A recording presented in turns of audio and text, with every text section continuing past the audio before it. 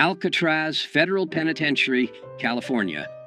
In October 1959, Ellsworth Bumpy Johnson was in his 7th year of a 15-year sentence at Alcatraz Federal Penitentiary, the maximum security prison on an island in San Francisco Bay that housed America's most dangerous criminals. Johnson was 54 years old, serving time for federal narcotics conspiracy, one of approximately 260 inmates confined to The Rock, where escape was considered impossible and where violence simmered constantly beneath the surface of enforced routine and rigid discipline. Johnson had arrived at Alcatraz in June 1953, and by October 1959, he'd established himself as someone to be respected, a former Harlem crime boss who'd controlled millions of dollars in illegal gambling operations, who'd survived decades of gang wars, who carried himself with quiet dignity that commanded respect from other inmates regardless of their race or criminal background. Among black prisoners especially, Johnson was legendary, a man who'd built an empire in Harlem, who'd stood up to Italian mob families, who represented black power and black success in a world dominated by white criminal organizations. But not everyone at Alcatraz respected Bumpy Johnson, and one man in particular, a massive white prisoner named Eric Paulson, would learn in the most violent and permanent way possible that disrespecting Johnson carried consequences that no amount of size or strength or murderous reputation could protect against.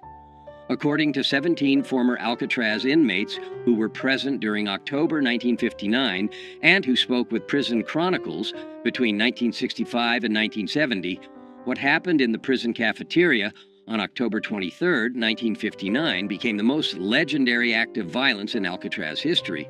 Not because of its brutality — Alcatraz had seen far more brutal attacks — but because of how swiftly it happened, how strategically it was executed, and how completely it ended racist harassment that had been escalating for an entire week. Eric Paulson, 38 years old in October 1959, was exactly the kind of prisoner that Alcatraz was designed to contain: violent, sadistic, racist, and utterly unrepentant about any of it. Paulson stood 6 feet 4 inches tall, weighed approximately 275 pounds of muscle, built through years of prison weightlifting, and had been convicted of 3 separate murders, all of black men, committed during armed robberies in Texas between 1954 and 1956. According to court records and prison files, Paulson had specifically targeted black victims because, in his own words during his trial, killing, racial slur, isn't really murder, it's pest control. He'd shown no remorse during sentencing, had laughed when the judge called him a racist monster, and had promised he'd kill more black people if he ever got out of prison. Alcatraz received Paulson in 1957 after he'd assaulted multiple black prisoners at other federal facilities, making him too dangerous to house in regular prisons. At Alcatraz, Paulson continued his pattern of racist violence and intimidation, but in a more calculated way that avoided the kind of obvious attacks that would land him in solitary confinement indefinitely. Paulson was smart about how he terrorized people, says Marcus Williams, a black inmate who served at Alcatraz from 1958 to 1964 and who witnessed the incident involving Johnson. Williams spoke with Prison Chronicles in 1968. He didn't just attack people openly where guards would see. He'd do little things that humiliated and intimidated, but that weren't technically violent enough to get him thrown in the hole. He'd take food off black prisoners' trays during meals. He'd bump into black prisoners in the shower or in the yard, making it look accidental, but doing it hard enough to hurt. He'd whisper racial slurs when guards weren't close enough to hear.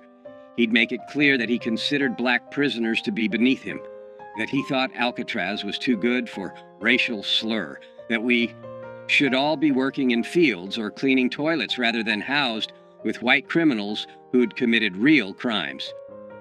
By October 1959, Paulson had been at Alcatraz for 2 years and had established himself as someone who intimidated most prisoners, not just black inmates, but even white inmates who didn't want to risk confrontation with someone that large and that violent. Guards tolerated Paulson's behavior to a degree because he was smart enough not to cross the line into attacks that would require serious punishment, and because some guards, though this was never officially acknowledged, shared Paulson's racist views and quietly approved of how he kept racial slur in their place. Paulson thought he was untouchable, Williams recalls.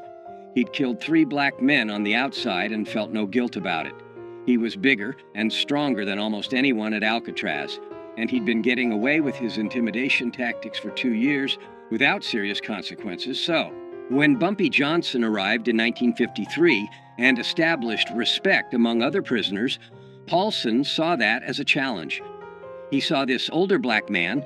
Bumpy was 54 in October 1959, while Paulson was only 38, getting respect from both black and white prisoners, and Paulson couldn't stand it. He couldn't stand seeing a racial slur being treated like he mattered.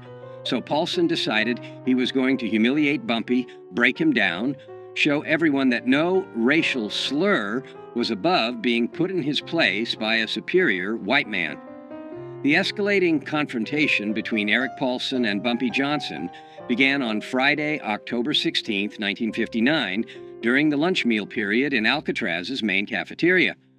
According to witnesses, Johnson was sitting at a table with 3 other black inmates, eating quietly, when Paulson walked past carrying his own tray.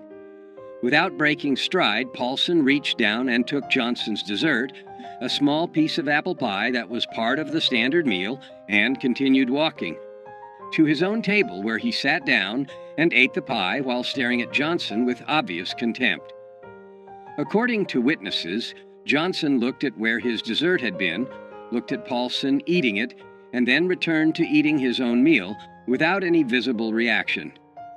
Everyone at Bumpy's table was ready to fight, Williams recalls. We were ready to stand up and confront Paulson for disrespecting Bumpy like that. But Bumpy just shook his head slightly, telling us to stay calm, and kept eating like nothing had happened. We didn't understand at first. We thought maybe Bumpy was afraid of Paulson because Paulson was so big. But later we understood. Bumpy was giving Paulson rope to hang himself. Bumpy was letting Paulson think he could get away with disrespect so that Paulson would keep escalating until he crossed the line where Bumpy could respond with overwhelming violence that would be justified as self-defense. The second incident occurred on Monday, October 19th in the communal shower area. Johnson was showering when Paulson entered, walked directly toward Johnson despite plenty of other shower stations being available, and shoved Johnson hard enough that Johnson slipped on the wet floor and had to catch himself against the wall to avoid falling. "That's my shower," racial slur, Paulson said loudly enough that everyone in the shower area heard clearly. "Find another one. This one's for white men only." According to witnesses, Johnson stood up slowly, water dripping from his body, and looked at Paulson for several seconds without speaking. Then Johnson simply moved to a different shower station and finished washing without saying anything or showing any anger. Again, everyone watching thought Bumpy was being weak, Williams says. Paulson had just physically assaulted him and used a racial slur, and Bumpy just walked away. But those of us who knew Bumpy from his reputation understood what he was doing. He was making Paulson confident. He was making Paulson think Bumpy was an easy target who could be pushed around, and that confidence would make Paulson careless. The third incident occurred on Wednesday, October 21st, during the outdoor recreation period, when inmates were allowed in the prison yard for 1 hour. Johnson was walking the perimeter of the yard with 2 other inmates when Paulson deliberately blocked their path. "Get out of my way, racial slur," Paulson said, standing directly in front of Johnson.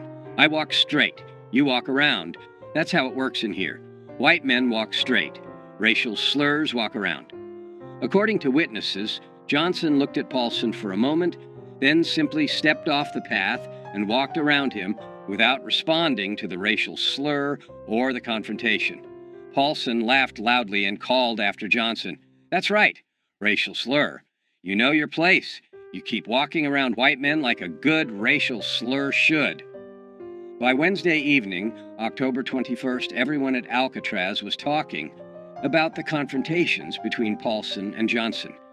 Some inmates thought Johnson was showing weakness by not responding to Paulson's provocations.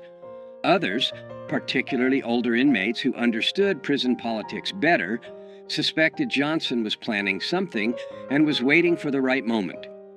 "I talked to Bumpy Wednesday night in our cell block," Williams recalls. "I asked him why he wasn't standing up to Paulson, and Bumpy smiled slightly and said, 'I'm giving him enough rope to hang himself. Right now, if I attack him, guards will see it as me starting a fight and I'll go to solitary. But if I let him keep pushing, eventually he'll do something that crosses the line. And then I can respond in a way that guards will understand was justified. Be patient. This will resolve itself very soon.'" The final escalation occurred on Thursday, October 22nd, the day before the cafeteria incident that would become legendary. During the afternoon recreation period, Paulson approached a young black inmate named Robert Jackson, 23, who was sitting alone on a bench reading a book. "What are you reading, boy?" Paulson asked, snatching the book from Jackson's hands. "Are there pictures in it?" "I didn't know racial slurs could read words without pictures." According to witnesses, Jackson, who was small, maybe 140 pounds, serving time for postal fraud, and who'd never been violent, tried to take his book back politely. "Please give that back, sir. I was reading it." Paulson responded by hitting Jackson across the face with the book, knocking Jackson off the bench onto the ground, and then throwing the book into a puddle of dirty water that had collected near a drain. "That's what I think of racial slurs who think they're smart enough to read," Paulson said, standing over Jackson, who was holding his face where he'd been hit. "You're not smart. You're not equal to white men. You're racial slurs. And racial slurs belong on the ground where I just put you." Guards broke up the confrontation before it went further, but they didn't punish Paulson severely. He received a verbal warning and lost 1 day of recreation privileges. Jackson was sent to the infirmary with a split lip and a black eye. That evening, Bumpy Johnson sat with several other black inmates in their cell block, and according to Williams, who was present, Johnson made a statement that everyone understood meant something was going to happen very soon. Tomorrow at lunch, Paulson is going to learn a lesson he'll remember for the rest of his life. "I've been patient. I've let him think he can disrespect me without consequences. I've let him think that being big and violent makes him untouchable. But tomorrow, he's going to understand that size doesn't matter when someone has the intelligence and the willingness to use violence more strategically than he does. Tomorrow, Alcatraz is going to see what happens when a racist bully picks the wrong target." The main cafeteria at Alcatraz, Federal Penitentiary, seated approximately 250 inmates at long tables arranged in rows, with guards stationed at strategic positions around the perimeter watching for any signs of trouble. Meals were regimented. Inmates filed in, received their food, sat at assigned tables, ate in silence or with minimal conversation, and filed out within 45 minutes. Violence during meals was relatively rare because guards had clear sightlines to every table, and because inmates knew that starting a fight in the cafeteria would result in immediate solitary confinement. On Friday, October 23, 1959, at approximately 12:15 p.m., inmates filed into the cafeteria for lunch. Bumpy Johnson, wearing the standard prison-issue clothing, received his food tray and walked to his assigned table, where he sat with 3 other inmates and began eating quietly. Eric Paulson entered the cafeteria 2 minutes later, received his tray, and instead of going to his own assigned table, walked directly to Johnson's table and sat down in an empty seat across from Johnson, setting his tray down with deliberate force. "Well, well," Paulson said loudly enough that nearby tables could hear. "If it isn't Harlem's racial slur king. Still eating with your racial slur friends, I see. still thinking you're somebody important instead of just another racial slur who belongs in a cage. According to witnesses, Johnson continued eating without looking up, without acknowledging Paulson's presence or his racial slurs. This non-response seemed to anger Paulson, who wanted a reaction. "You ignoring me, boy?" Paulson said, leaning forward across the table toward Johnson. "You think you're too good to respond when a white man talks to you? Let me explain something. Racial slur. You're not too good for anything. You're a racial slur. That means you're beneath me. That means when I talk to you, you respond respectfully or you face consequences." Paulson then turned his attention to Robert Jackson, the young inmate Paulson had hit with a book the previous day, who was sitting 3 tables away. Jackson's face still showed bruising from where Paulson had struck him. "Hey, racial slur boy," Paulson shouted across the cafeteria at Jackson. "How's your face feeling today? You learn your lesson about reading books you're not smart enough to understand? Maybe I need to come over there and teach you another lesson." Jackson, according to witnesses, looked down at his food, trying to avoid Paulson's attention, clearly terrified. Some of the other black inmates at Jackson's table started to stand up, preparing to defend him if Paulson approached, but guards shouted for everyone to remain seated. And then Bumpy Johnson stood up. According to 17 witnesses who saw what happened next, the entire sequence of events lasted approximately 3 to 4 seconds. Johnson stood up from his seat at the table, and as he stood, his right hand moved to his waist, where his prison shirt was tucked, into his pants. In one smooth motion that was so fast that most witnesses didn't clearly see it happen, Johnson withdrew something from where it had been hidden against his body. A blade approximately 4 inches long that had been fashioned from a piece of metal sharpened to a razor edge, a weapon that in prison parlance was called a shank, and that experienced inmates could make from various materials and hide in ways that even thorough searches often missed.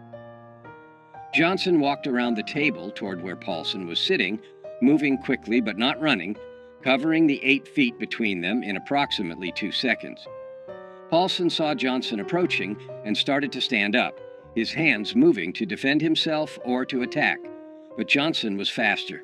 Johnson's right arm moved in a horizontal slash across Paulson's face from left to right, a motion that took less than 1 second, and the shank's blade cut a deep gash across Paulson's face from his left cheekbone to his right jaw, opening a wound approximately 7 inches long that immediately began pouring blood. Paulson screamed, a sound witnesses describe as shock and pain combined, and his hands went to his face, trying to stop the blood that was now flowing down his neck and onto his prison shirt. But Johnson wasn't finished. Before guards could react, before Paulson could defend himself, before anyone could intervene, Johnson's arm moved again, this time in an upward diagonal slash from lower right to upper left, and the blade cut another deep gash across Paulson's face, this one crossing the first wound at an angle and catching Paulson's right eye, slicing through the eyelid and into the eye itself. Paulson collapsed backwards, falling over the bench he'd been sitting on, landing on the cafeteria floor in a spreading pool of his own blood, screaming continuously now, his hands covering his ruined eye, blood streaming through his fingers. The entire cafeteria erupted in chaos. Guards rushed toward the scene, blowing whistles, shouting orders for everyone to get down on the floor. Inmates scattered or dove under tables. Within 15 seconds, 5 guards had surrounded Johnson with weapons drawn, while 2 other guards went to Paulson, who was writhing on the floor, blood pooling around him from the 2 facial wounds. Johnson dropped the blade on the floor, held his hands up to show he was no longer armed, and allowed guards to force him to the ground and handcuff him without resistance. But before guards could drag Johnson away, before they could get Paulson medical attention, Johnson said one sentence that every witness heard clearly, and that would be repeated in prisons across America for the next 50 years. "Touch that young brother again, call him one more racial slur, and next time you won't visit a doctor. "You'll visit God." Eric Paulson survived the attack, but was permanently disfigured and partially blinded. The first slash across his face required 127 stitches and left a scar that ran from his left cheekbone to his right jaw, a mark that he would carry for the rest of his life. The second slash destroyed his right eye completely, requiring emergency surgery to remove what remained of the eyeball and leaving Paulson blind on his right side permanently. Paulson was transferred to the prison hospital, where he remained for 2 weeks, recovering from his injuries. According to medical staff who treated him, Paulson was a changed man after the attack: quiet, withdrawn, no longer aggressive or threatening. The physical damage was severe, but the psychological damage was perhaps worse. Paulson had believed himself to be untouchable because of his size and his violent reputation, and Johnson had destroyed that belief in 3 seconds. Paulson never threatened another black prisoner after that attack, says Williams. He'd learned what every bully eventually learns if they live long enough. Size and strength don't matter when someone has a weapon, and the willingness to use it without hesitation. Bumpy had shown Paulson, had shown everyone at Alcatraz, that being 275 pounds of muscle meant nothing against someone who understood violence at a deeper level, who could strike faster than you could defend, who could permanently damage you before you even realized you were in danger. Bumpy Johnson was immediately placed in solitary confinement pending investigation. The investigation lasted 2 weeks and included interviews with dozens of witnesses. What investigators discovered was exactly what Johnson had calculated. Multiple witnesses testified that Paulson had been harassing and threatening black prisoners for weeks, including taking Johnson's food, shoving Johnson in the showers, blocking Johnson's path in the yard, and using racial slurs constantly. Witnesses testified that Paulson had physically assaulted Robert Jackson the day before the cafeteria incident, hitting him with a book and knocking him to the ground while calling him racial slurs. Witnesses testified that on the day of the attack, Paulson had sat at Johnson's table uninvited, had used racial slurs toward Johnson repeatedly, and had then threatened Jackson across the cafeteria. Johnson's own statement to investigators was simple and consistent. "I defended myself and another inmate from a racist prisoner who'd been threatening us for a week. I used the minimum force necessary to ensure he would stop threatening us. I had warned him. I told him after the attack that if he continued his behavior, consequences would be worse next time. I don't regret defending myself. I don't regret defending Robert Jackson. I regret that violence was necessary, but it was necessary because guards weren't protecting us from Paulson's harassment." After 2 weeks in solitary confinement, prison officials made a decision that surprised many people. Johnson would receive additional time in solitary, 30 days total, for possession of a weapon and for assault, but he would not face additional years added to his sentence because investigators concluded that Johnson had been provoked by Paulson's sustained harassment and that the attack, while excessive in its violence, was understandable given the circumstances. The prison administration didn't want to admit it publicly, Williams explains, but they knew Paulson had been terrorizing black inmates for years and that guards had done nothing to stop it. They knew Paulson had assaulted Jackson the day before. They knew Paulson was sitting at Bumpy's table using racial slurs and threatening another inmate when Bumpy attacked him. So punishing Bumpy too severely would mean admitting that the prison administration had failed to protect inmates from a known racist bully.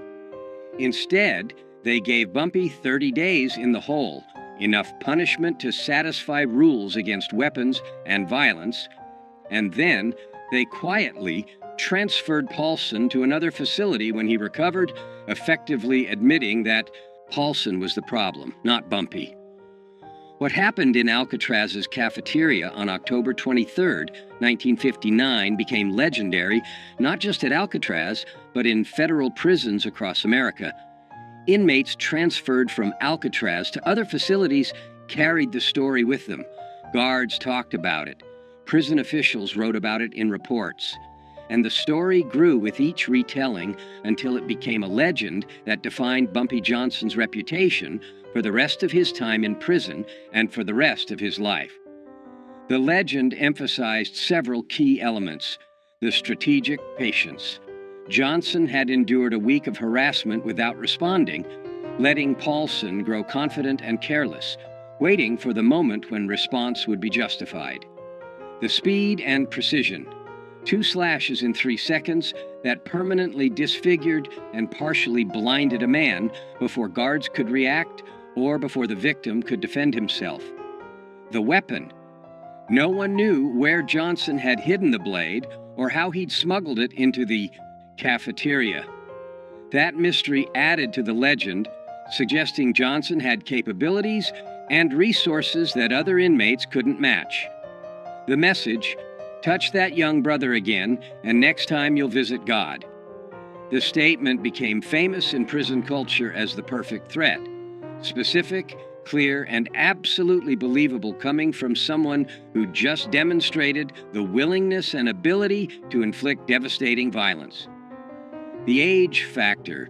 Johnson was 54 years old when he attacked Paulson, while Paulson was 38 and significantly larger physically. The fact that an older, smaller man had destroyed a younger, larger man so quickly and efficiently became part of the legend, proving that intelligence and experience were more valuable than size and strength. The legend of what Bumpy did to Paulson spread through every federal prison in America within a year, says Williams. Inmates in Atlanta and Leavenworth and Marion were talking about it. Black inmates especially saw it as justice. One, of their own, standing up to a racist bully and permanently ending that bullying in a way that guards never could or would. The story became inspiration. If you're being harassed by racists, if you're being threatened by people who think they're untouchable, remember what Bumpy Johnson did at Alcatraz. Be patient, be strategic, and when the moment is right, respond with overwhelming violence that ends the threat permanently. When Johnson was released from solitary confinement, after 30 days, he returned to general population and found that his reputation had changed completely. According to Williams and other inmates, white racist prisoners who'd previously felt comfortable using racial slurs around black inmates now kept their mouths shut when Johnson was present, understanding that crossing him could result in permanent disfigurement. Young black inmates treated Johnson with reverence, seeing him as someone who defended one of them against a racist bully when no one else would. Even guards showed more respect, understanding that Johnson wasn't just another inmate, but someone who could and would use strategic violence when necessary to protect himself and others. After the Paulson incident, nobody messed with Bumpy Johnson at Alcatraz, Williams says. Nobody took his food. Nobody pushed him in the showers. Nobody used racial slurs around him. The word had spread. Bumpy Johnson might be 54 years old, might look like an aging criminal who's past his prime, but he's more dangerous than men half his age because he's smarter, more patient, and willing to use violence with surgical precision when he needs to. That reputation protected Bumpy for his remaining 4 years at Alcatraz until his release in 1963. And it protected every black inmate at Alcatraz because racists understood that if they targeted black inmates, they might face retaliation from Bumpy, and nobody wanted that. Robert Jackson, the 23-year-old inmate Paulson had been threatening when Johnson attacked, served the remainder of his sentence at Alcatraz and was released in 1962. According to Jackson's later accounts to friends and family, the cafeteria incident changed his life by teaching him about courage, justice, and standing up to bullies. Mr. Johnson saved me that day. Jackson told his family after his release, according to accounts shared with Prison Chronicles. Paulson had been terrorizing me for weeks. I'm small, I'm not violent, I couldn't defend myself against someone that big. I thought I'd have to endure his abuse for my entire sentence. And then Mr. Johnson, who barely knew me, who had no obligation to help me, stood up and permanently ended the threat in 3 seconds. He risked additional prison time to defend me. He used violence on my behalf when I couldn't use it myself. That taught me that there are people in this world who'll stand up for you when you can't stand up for yourself, and that justice sometimes requires violence when peaceful means fail. Jackson never saw Johnson again after their respective releases from Alcatraz, but Jackson kept a newspaper clipping about Johnson's 1968 death, and at Jackson's own funeral in 1997, his family found the clipping in Jackson's wallet along with a handwritten note. "He saved me when no one else would. He showed me what courage looks like. RJ, 1962. Eric Paulson was transferred from Alcatraz to USP Leavenworth in Kansas in December 1959, 2 months after the cafeteria attack. According to prison records and accounts from inmates who served with Paulson at Leavenworth, Paulson was a changed man after his encounter with Johnson. Physically disfigured with a massive facial scar and blind in one eye, but also psychologically broken by the realization that his size and violence hadn't protected him. Paulson served the remainder of his sentence at Leavenworth and was released in 1971.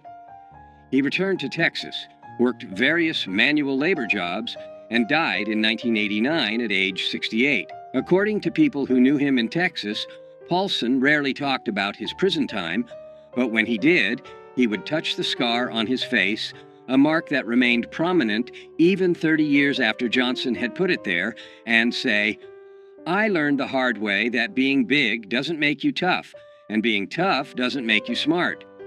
I thought I was the most dangerous man at Alcatraz. Turns out I wasn't even close." Bumpy Johnson was released from Alcatraz in November 1963 after serving 10 years of his 15-year sentence. He returned to Harlem, reclaimed control of his criminal empire, and lived until July 1968 when he died of a heart attack at age 62. But the story of what Johnson did to Eric Paulson in the Alcatraz cafeteria on October 23, 1959, outlived Johnson by decades. The story was told in prisons across America, was referenced in books about prison culture, was retold by former inmates who'd served at Alcatraz, and who wanted to share the legend of how one man had ended racist harassment with 2 slashes of a blade and 1 perfect threat. That cafeteria attack defined Bumpy Johnson's reputation in ways that nothing else he did could match, says Marcus Williams, who remained friends with Johnson after both men were released from Alcatraz. Everyone knew Bumpy had been a successful criminal in Harlem. Everyone knew he'd survived gang wars and built an empire. But the Alcatraz incident showed something deeper. It showed that even at 54 years old, even after years in prison, Bumpy was still the most dangerous person in any room because he combined intelligence with absolute willingness to use strategic violence. That combination, patience, intelligence, and overwhelming violence applied at exactly the right moment, that's what made Bumpy legendary. Not the violence itself, but the strategic brilliance of how and when he used it. The phrase, "Next time you'll visit God," Johnson's threat to Paulson after the attack, became one of the most quoted lines in prison culture, used by inmates across America as a way to warn potential enemies that escalation beyond a certain point would result in death rather than just injury. And the legend of the attack itself, 2 cuts across the face in 3 seconds, blood everywhere, a racist bully permanently disfigured and blinded, became a cautionary tale about what happens when bullies pick the wrong target, when racists assume that their size or their violence makes them untouchable, when prisoners forget that the quietest, oldest inmate might be the most dangerous person in the entire facility. That was October 23rd, 1959. That was the day Eric Paulson learned that Bumpy Johnson, at 54 years old, decades past his physical prime, was still capable of violence that would make a 275-pound triple murderer scream in terror. That was the slice that became legend, the attack that showed every prisoner in America that age doesn't diminish danger when intelligence and strategic thinking guide. The violence. That was the 3 seconds that proved why you never, ever disrespect Bumpy Johnson. Because he'll give you enough rope to hang yourself, and then he'll cut you so fast and so precisely that you'll be bleeding before you realize you've been attacked, and you'll carry the scars of your mistake for the rest of your life.